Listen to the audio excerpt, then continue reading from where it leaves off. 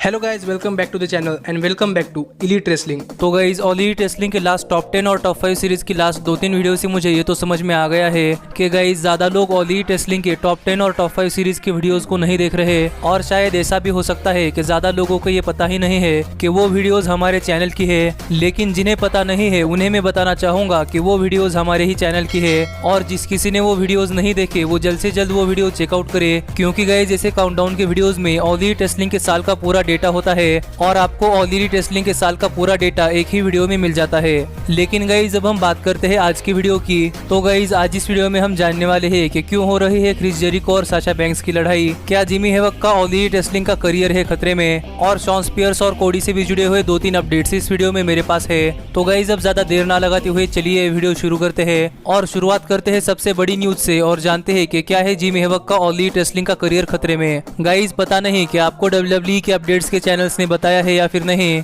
लेकिन मैं यहाँ पर आपको बताना चाहूंगा कि गाइज हाल फिलहाल में रेसलिंग इंडस्ट्री में बहुत सारे रेसलर्स के ऊपर सेक्सुअल असॉल्ट के एलिगेशन लग रहे हैं, और इसमें WWE के रेसलर्स भी शामिल है, जहाँ पर NXT के सुपरस्टार जॉर्डन डेविंस और NXT UK के सुपरस्टार जैक गैलहर, इनके साथ साथ WWE स्मैकडाउन से मैट रिडल के ऊपर भी सेक्सुअल असॉल्ट के एलिगेशन लगाए गए हैं। लेकिन हम इन चीजों के बारे में ज्यादा बात नहीं करने वाले, क्योंकि गाइज ये अपना मुद्दा नहीं है। लेकिन गाइज यहाँ पर सिमिलर न्यूज एलीट रेसलिंग से भी आ रही है, और ये न्यूज जिमी हेवक को लेकर है। गाइज यहाँ पर एक रेसलर है जिनका नाम है रेबेका क्रो, और इन्होंने जिमी हेवक के ऊपर एलिगेशंस लगाए हैं कि जब जिमी हेवक और रेबेका एक दूसरे के साथ रिलेशन में थे, तब जिमी हेवक रेबेका को मेंटली और फिजिकली अब्यूज करते थे, और यहाँ पर जिमी हेवक और रेबेका के बीच में बहुत बार लड़ाई भी होती रहती थी। गाइज यहाँ पर रेबेका ने बताया कि जिमी हेवक उन पर वर्बली अब्यूज करते थे, और उनके बीच में हर बार झगड़ा होता रहता था, जहाँ पर हर बार जिमी हेवक सुसाइड करने की धमकी देते थे, और यही इनके रिलेशनशिप में जिमी हेवक ने रेबेका को बहुत बार फिजिकली असॉल्ट भी किया है। ऐसे एलिगेशंस हाल फिलहाल में रेबेका क्रो ने जिमी हेवक पर किए हैं। गाइज यहाँ पर रेबेका का कहना यह है कि जिमी हेवक मेंटली ठीक नहीं है और उन्हें इलाज की जरूरत है, और रेबेका को जिमी हेवक के साथ रिलेशनशिप में रहकर जो चीजें सफर करनी पड़ी है उसके ऊपर उन्हें जस्टिस चाहिए। और यहाँ पर जब ये सब एलिगेशंस एलीट रेसलिंग को पता चले, तो गाइज यहाँ पर एलीट रेसलिंग ने भी अपनी तरफ से एक स्टेटमेंट जारी किया है, और यहाँ पर एलीट रेसलिंग ने अपने स्टेटमेंट में लिखा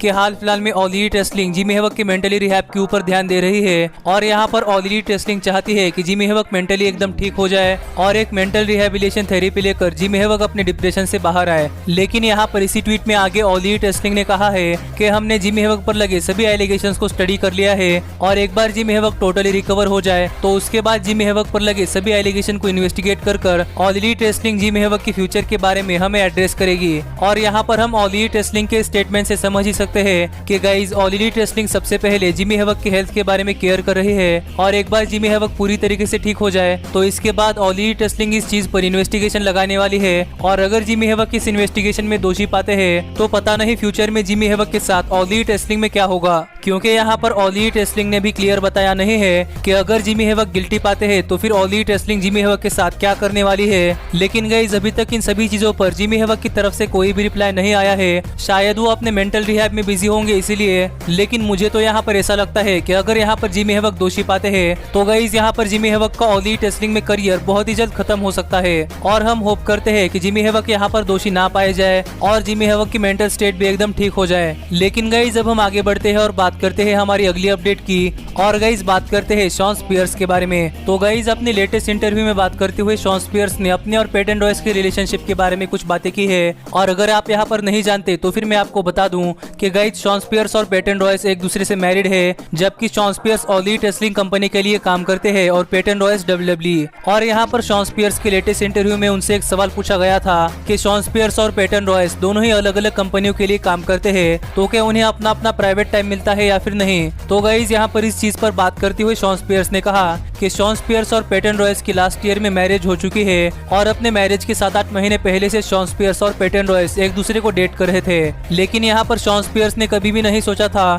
कि शॉन स्पियर्स WWE छोड़ देंगे और वो किसी और कंपनी में काम करेंगे, जबकि हाल फिलहाल में शॉन स्पियर्स जिस कंपनी के लिए काम करते हैं उस कंपनी को लोग पेटन रॉयस जिस कंपनी में काम करती है उस कंपनी का राइवल समझते हैं, और इसीलिए बहुत लोगों को लगता है कि शॉन स्पियर्स और पेटन रॉयस इन दोनों को एक दूसरे के साथ टाइम स्पेंड करने के लिए टाइम नहीं मिलता। लेकिन यहाँ पर बात करते हुए शॉन स्पियर्स ने कहा कि रियलिटी तो इससे एकदम अलग है। और शॉन स्पियर्स ने बताया कि जबकि शॉन स्पियर्स और पेटन रॉयस अलग अलग कंपनी के लिए काम करते हैं, लेकिन गाइस तब भी वो एक साथ एक ही घर में रहते हैं और एक दूसरे के साथ बहुत ज्यादा टाइम स्पेंड करते हैं। और यहाँ पर शॉन स्पियर्स ने कभी भी ऐसी चीजें नहीं की है जिससे कि पेटन रॉयस को उनके करियर में लॉस हो जाए, और पेटन रॉयस के करियर के किसी भी लॉस के लिए शॉन स्पियर्स जिम्मेदार नहीं बनना चाहते। और यही कुछ बातें हैं जो शॉन स्पियर्स ने अपने लेटेस्ट इंटरव्यू में बताई है। और इससे हमें ये तो पता चलता है कि गाइस WWE और AEW इन कंपनियों को लेकर बाकी फैंस कितनी भी ज्यादा लड़ाई करे, लेकिन गाइस यहाँ पर इन दोनों ही कंपनियों के रेसलर्स एक दूसरे के साथ घुल मिलकर रहते हैं। और हमारी अगली अपडेट शॉन स्पियर्स को ही लेकर है। और यहाँ पर कोडी ने भी अपने लेटेस्ट इंटरव्यू में बात करते हुए शॉन स्पियर्स और कोडी के राइवलरी के बारे में कुछ कहा है। और यहाँ पर अपने लेटेस्ट इंटरव्यू में बात करते हुए कोडी ने बताया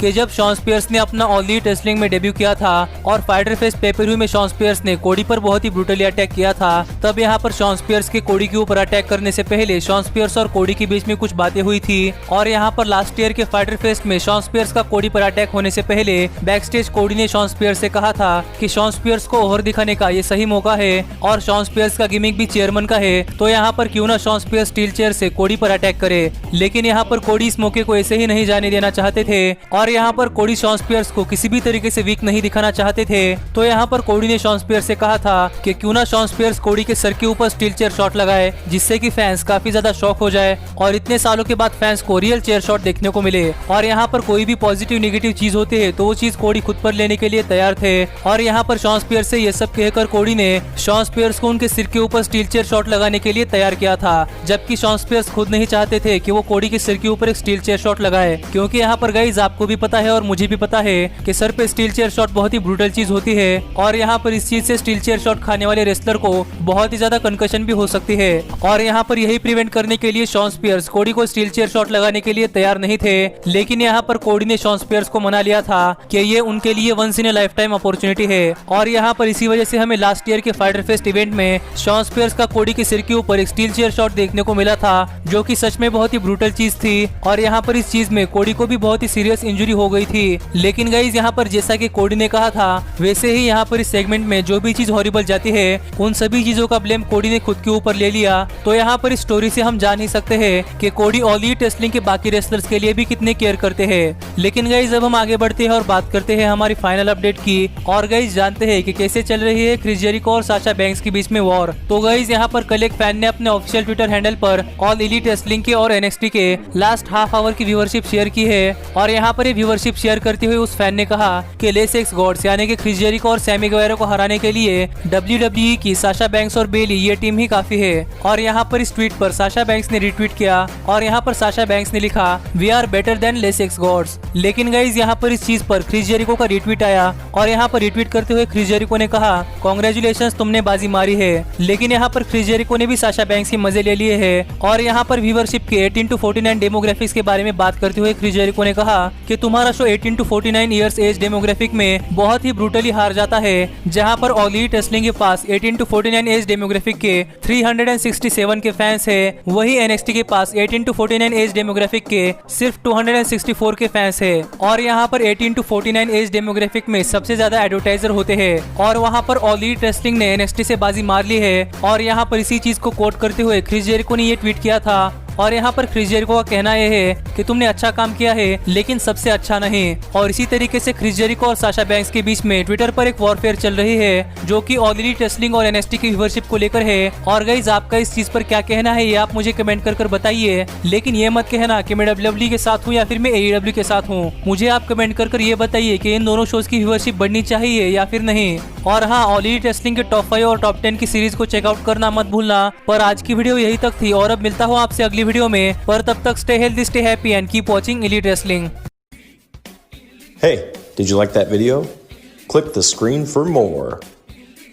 And where do you think you're going? And thanks so much for being the elite. The elite, the elite. What, Nick, you're not going to sing it all with me this time?